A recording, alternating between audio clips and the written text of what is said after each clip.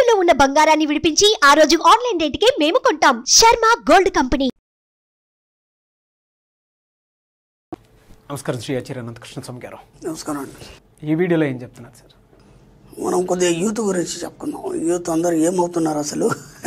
మనం ఇంత చెప్తున్నా సరే ఇటువైపు ఎందుకు రావట్లేదు? ఎందుకంటే ఎలా ఉంటుందంటే మనకు చిన్నప్పటి నుంచి ఆవకాయ అంటే చాలా ఇష్టం. ఓకేనా? మీరు ఉత్తర భారతదేశం వెళ్తే ఆవకాయ ఉండదు, అక్కడ కర్రీస్ అవన్నీ వేరే ఉంటాయి. కానీ ఎక్కడైనా మనకు ఆవకాయ దొరుకుతుందని ఆ విస్తారలో కానీ ఆ ప్లేట్లో కానీ ఎత్తుక్కుంటాం మనం, ఎందుకంటే దానివైపు వెళ్తాం మనం. ఇక్కడ యూత్ కూడా ఏమవుతుందంటే యూత్ ఎలా ఉండాలి అలా ఉన్నారు. ఓకే, ఇబ్బంది ఏం లేదు. అంటే ఇప్పుడు ఏ వయసులో ఏముండాలి అవి ఉన్నాయి. మనకి వాట్సాప్లు, ఫేస్బుక్లు, ఇవన్నీ ఇన్స్టాగ్రామ్లు ఇవన్నీతోనే ఏమైపోయిందంటే కల్చర్ మారిపోయింది. ఆ వయసులో ఎంత ఉండాలో అంత కాకుండా ఎక్కువ ప్రవర్తిస్తున్నారు. వాళ్ళు ఏమైనా చేసుకోండి, నాకు సంబంధం లేదు. వాళ్ళు ఏమైనా చేసుకోండి, నాకు సంబంధం లేదు. కానీ ఫ్యూచర్లో మాత్రం వాళ్ళందరినీ నేను ధనవంతులుగా చూడాలనుకున్నాను. ఒక ప్రొఫెసర్ ఉన్నాడండి, ఒక కాలేజీకి వచ్చాడు. ఆయన మంచి స్పీచ్ ఇస్తున్నాడు. స్పీచ్ ఇస్తూ ఒక్కొక్కరిని లేపి అడుగుతున్నాడు, బాబు నువ్వేం కావాలనుకున్నావు? నేను డాక్టర్ చేస్తున్నానండి, అది డాక్టర్లో మంచి ఫేమస్ ఒక స్పెషలిస్ట్ కావాలనుకున్నాను. ఓకే, ఇంకో అమ్మాయిని లేపాడు, ఇంజనీర్ అనుకున్నాను. ఇలా వాళ్ళు ఒక్కొక్కటి ఏమేమి అనుకున్నారో వాటన్నిటిని వాళ్ళు చెప్తూ పోతున్నారు. వాళ్ళు ఆయన బాధపడ్డాడు. ఆయన అన్నాడు కదా, నేను అనుకున్న క్వాలిటీ ఎవరిలో కనిపించలేదు అన్నాడు. ఇంకేముంటాయి క్వాలిటీ? అందరూ ఆశ్చర్యపోయారు. మీలో ఒక్కడన్నా ధనవంతుడు కావాలని అనుకున్నారా? ఆలోచన ఎందుకు రాలేదు మీకు? డబ్బు సంపాదించాలి, నేను గొప్ప ధనవంతుని కావాలి ప్రపంచంలో అనే ఆలోచన లేదు యూత్కి. పొద్దాక ఫేస్బుక్లో, వాట్సాప్లో ఈ ప్రేమలు ఇవన్నీ, అమ్మాయితో చాటింగ్లు ఇవన్నీ తప్ప ఎప్పుడు కూడా వాళ్ళు ఏదో సాధించలేదో చేయాలని లేదు. ఇప్పుడు ఏమవుతుందంటే మీరు ఎలా ట్రైన్ చేస్తారు, మీ పిల్లలకు మీరు ఎలా ట్రైన్ చేస్తారు? నేను చిన్న ఎగ్జాంపుల్ చెప్తాను. 10th క్లాస్ అప్పటి వరకు పిల్లాడు మనం ఏం చెప్తే తింటాడు. నాన్న అంటే మంచి గౌరవం, అమ్మ అంటే మంచి గౌరవం, ఒక మనం ఏం చెప్పినా వినగలే భయంతో కూడినటువంటి వినయ గౌరవం అని సరదాగా జోక్ చెప్తాను మనకి. అది కాదు, భయంతో కూడినట్టు వినయం కూడా ఉంటుంది పిల్లలకి. 10th క్లాస్ వరకు గౌరవం కూడా ఉంటుంది మనం. అప్పుడు వాడు ఏం చెప్పినా వింటాడు మన మాట. ఓకే, ఇప్పుడు 10th అయిపోయింది, ఇంటర్కి వెళ్ళిపోతాడు. ఇంటర్కి వెళ్ళిపోవడం టీనేజ్. అది టీనేజ్లో ఎవడు మాట వినాడు. ఆ వయసులో అలాగే ఉండాలి. అలా ఉంటేనే వాడు ఆరోగ్యంగా ఉన్నట్టు. దానికి భిన్నంగా వాడు నిశ్శబ్దంగా ఉండేసి ఎక్కడ మూలను కూర్చున్నాడు అనుకో, వాడికి ఏదో అనారోగ్యం వచ్చినట్టు. కానీ ఈ టీనేజ్లోనే మైండ్ అంతా డిస్టర్బెన్స్ అవుతుంది. టీనేజ్లోనే డిస్టర్బెన్స్ అవుతుంది. ఇప్పుడు మీరు ఏం చేస్తారంటే ఇంటర్ ఒక 2 years ఉంటుంది మనకి. 10th అయిపోయింది, మీరు కాలేజీలో అబ్బాయిని చేర్పించిన తర్వాత కాలేజీ నుంచి సాయంత్రం రాగానే అప్పుడే వింటాడు. 10th అయిపోయి ఫస్ట్ ఇయర్లోనే వాడు వింటాడు. ఇక సెకండ్ ఇయర్లో మీ మాట వినాడు. కాబట్టి ఏం చేస్తారంటే కాలేజీ అయిపోయింది సాయంత్రం రాగానే ఒక టెక్నికల్ వర్క్ నేర్పించండి వాడికి, ఏదైనా ఒకటి. అది ఇదా దాని కాదు, ఏదైనా సరే, ఒక ఎలక్ట్రీషియన్ కావచ్చు, లేకపోతే ఇంకేదైనా టెక్నీషియన్ వర్క్ నేర్పించండి. రోజు సాయంత్రం ఖచ్చితంగా మీరు కాన్సన్ట్రేట్ చేయండి అబ్బాయి మీద, గట్టిగా చెప్పండి. సాయంత్రం రాగానే వెళ్ళాలి, ఏదో షాప్లో కానీ ఎక్కడో కానీ వారి దగ్గర కానీ మంచి ట్రైనింగ్ ఇప్పించండి. ఇప్పుడు ఏమైపోద్దంటే ఇంటర్ 2 years అయిపోయేసరికి వీడికి ఆ 2 years ఈ టెక్నిక్లో మంచి నైపుణ్యం సాధిస్తాడు వాడు. ఓకే, అప్పుడు డిగ్రీకి వెళ్ళిపోతాడు. డిగ్రీకి వెళ్ళిన తర్వాత వాడు మిమ్మల్ని డబ్బులు అడిగాడు. డబ్బు సంపాదించడం అనేది అలవాటు అయిపోతుంది. ఈ వర్క్ నేర్చుకున్నాడు కాబట్టి, చిన్న చిన్న పనులు చేస్తాడు కాబట్టి వాడికి సొంతంగా డబ్బులు వస్తుంటాయి. అప్పుడు వాడు ఎంత హ్యాపీగా ఉంటాడంటే ఇంట్లో అడిగే అవసరం లేదు, వాడే సంపాదించుకుంటాడు.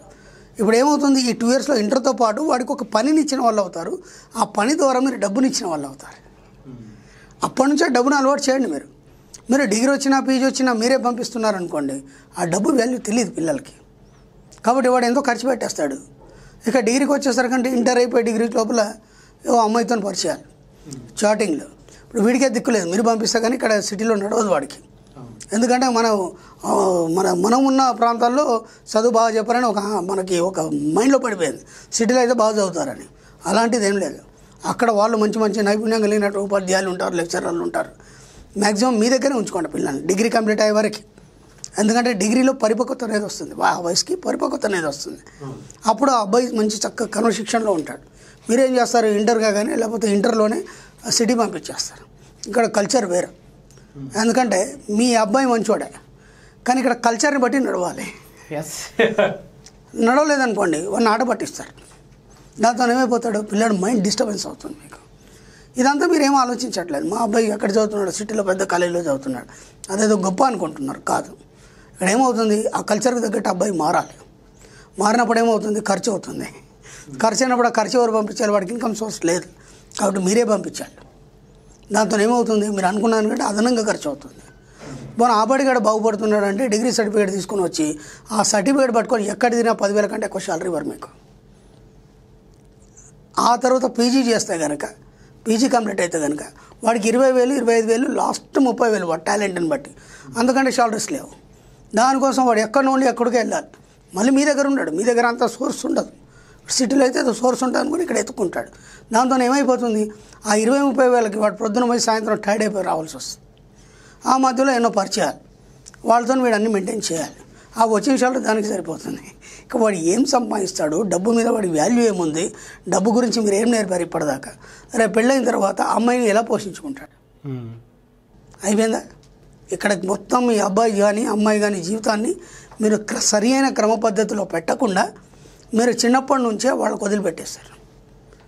ఎక్కడ చూసినా సరే మీరు చూడండి, ఎంబీఏలు చేశారు, ఈరోజు ఎంతెంతో చదివారు పిల్లలు, కొందరు మంచి క్లెవర్లు కూడా ఉన్నారు, దాంట్లో ఎన్నో సాధించారు. కానీ వాళ్ళు ఎక్కడైనా సరే ఇదే జాబులు చేస్తున్నారు. ఎక్కడ చూడు 20,000-30,000, 15,000, 30,000. ఇంతకంటే మించి వాళ్ళు ఎప్పుడు సంపాదిస్తారు? ఇంకా మీరు అటు ఇటు సరికంటే 20,000 అయిపోతుంది. 25లో మీరు పెళ్లి చేయాలి. ఏది 30,000 జీతంతో భార్యను ఏం పోషిస్తాడు ఇక్కడ సిటీలో? ఏం నేర్పుతున్నారు మీరు పిల్లలకి? మీ యొక్క పుట్టిన పిల్లలకి మీరు ఏం నేర్పుతున్నారు? ముందు డబ్బు సంపాదించడం నేర్పండి, డబ్బుకు సంబంధించిన విద్య నేర్పండి. ఇప్పుడు ఎన్నో బిజినెస్ స్కూల్స్ ఉన్నాయండి. మన లండన్లో కూడా పెద్ద పెద్ద బిజినెస్ స్కూల్స్ ఉన్నాయి. ఎక్కడ చదివాడంటే మావాడు లండన్లో బిజినెస్ స్కూల్లో చదివాడు. బిజినెస్ స్కూల్లో ఏం నేర్పుతారు మీకు? డబ్బు సంపాదించడం నేర్పారు. అక్కడ బిజినెస్ ఎలా చేయాలని నేర్పుతారు. అక్కడికి వెళ్ళి వస్తాడు, మీ దగ్గర బాగా డబ్బు ఉంది, మంచి పెట్టుబడి పెట్టి ఫ్యాక్టరీ పెడతాడు, ఏదో లాస్ వచ్చింది, మొత్తం మూసేస్తారు. అంత పెద్ద బిజినెస్ స్కూల్లో చదివి లాభమే ఉంది. కాబట్టి బిజినెస్ స్కూల్స్ ఇవన్నీ కాదు. మీరు వ్యాపారాలు నేర్పకండి, మీరు బిజినెస్ నేర్పకండి. జస్ట్ డబ్బు ఎలా సంపాదించాలని చెప్పండి, వాళ్ళకి ఆటోమేటిక్గా అన్నీ వచ్చేస్తాయి. అదొక్కటి నేర్పండి చాలు. మీ పిల్లల భవిష్యత్తు అనేది చాలా బ్రహ్మాండంగా ఉంటుంది. చిన్నప్పటి నుంచే డబ్బు మీద ప్రేమను పెంచండి. చిన్నప్పటి నుంచి డబ్బు విలువను తెలియచేయండి. డబ్బు ఎంత సంపాదిస్తే మీ విలువ ఎలా పెరుగుతుందని చెప్పండి. ఇలా ప్రతి దగ్గర డబ్బు గురించి మాత్రమే చెప్పండి మీ పిల్లలకి. వాళ్ళు ఎంతో గొప్ప ఉన్నత స్థాయికి వెళ్ళిపోతారు. ఇంకా వాడు ఏం చేయాల్సిన అవసరం లేదు. ఎప్పుడైతే డబ్బులు సృష్టించుకోవడం తెలిసిందో ఆటోమేటిక్గా అన్నీ ఆటోమేటిక్గా వాడి దగ్గరకు వస్తాయి. మీరు ఇంకేం చెప్పాల్సిన అవసరం లేదు. వాడు ఎక్కడున్నా బతికేస్తాడు. వాడు మన దేశంలో కాదు, విదేశాల్లోనే ఎక్కడున్నా సరే బతికేస్తాడు. ఎందుకంటే తనకి ఏం కావాలో తను సృష్టించుకుంటాడు. ఇంకా పొద్దాక మీరు దగ్గర నుండి చెప్పలేరు. మీరు పరిస్థితి అంతా పొద్దాక దగ్గర నుండి చెప్పలేరు. కాబట్టి ఈ సృష్టించుకోవడం అనేది ఒక విద్య కనుక మీరు నేర్పితే వాళ్ళకి, ఇది కనుక తెలిస్తే అయిపోయింది. వాడు ఎక్కడ పోయినా సరే హ్యాపీగా బతికేస్తాడు. ఇక వాళ్ళ గురించి మీరేం ఆలోచించే అవసరం లేదు. దయచేసి పిల్లలకి డబ్బు గురించి నేర్పండి, డబ్బు విలువ గురించి తెలియచేయండి, డబ్బుని ఎలా సృష్టించుకోవడం నేర్పండి. ఇంతకంటే ఇక మీరేం చేయాల్సిన అవసరం లేదు. మీరు ఎంత చదివించినా మళ్ళీ గదే 20 వెళ్తాను, వాడు అంతే ఉంటాడు లైఫ్ అంతా.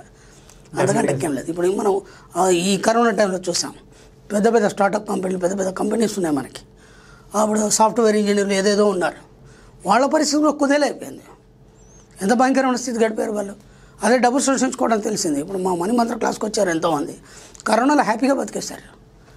కొత్త కొత్త బిజినెస్లు మొదలుపెట్టారు. నేను చెప్పాను కరోనా మనకు ఎంతో నేర్పింది అని చెప్పాను. ఏం నేర్పింది? కరోనా ఏం నేర్పలేదు. వాళ్ళకి సృష్టించుకోవడం తెలిసింది కాబట్టి అది కరోనా అనేది ఇంకేమన్నా రాని వాళ్ళు హాయిగా సృష్టించుకొని వాళ్ళకి ఏం కావాల్సిన అవన్నీ పొంది హ్యాపీగా ఉండగలిగారు. అది ఒక్కటి నేర్పించారు మీ పిల్లలకి, హ్యాపీగా ఉంటారు. ఎక్కడ పోయినా సరే హ్యాపీగా ఉండగలుగుతారు. లేకపోతే ఏమైపోతారంటే అగమ్య గోచరమైన స్థితి ఏర్పడుతుంది పిల్లలకి. మీరు ఎటుపోవాలి, ఏం చేయాలి, ఏం చేసినా ఫెయిల్ అవుతుంది, ఇంత చదివి కూడా లాభమే ఉంది. అక్కడ ఏమవుతుందంటే ఇన్ఫీరియారిటీ కాంప్లెక్స్ ఏర్పడుతుంది, ఆత్మన్యూనతాభావం, దాంతో కుంగిపోవడం, సూసైడ్ చేసుకోవడం, ఇవన్నీ జరుగుతాయి. మనం ఎన్నో చూస్తుంటాం. మనం చాలా గొప్ప గొప్ప స్టేజ్లో ఉన్న వాళ్ళు కూడా ఏదో స్థాయిలో ఏదో అయిపోయిన వాళ్ళు ఎంతోమంది ఉన్నారు. మనం ఇంతకుముందు చెప్పుకున్నాం, సిద్ధార్థ గురించి చెప్పుకున్నాం. అన్ని కోట్లు సంపాదించి కూడా ఆయన ఎందుకు సూసైడ్ చేసుకోవాల్సి వచ్చింది? డబ్బును సృష్టించుకునే విద్య తెలియదు. ఆ విద్య ఎప్పుడైతే తెలిసిందో వాడు అన్నింటిలో అన్ని రంగాల్లో కూడా ముందే ఉంటాడు ఎప్పుడు కూడా. Thank you so much sir.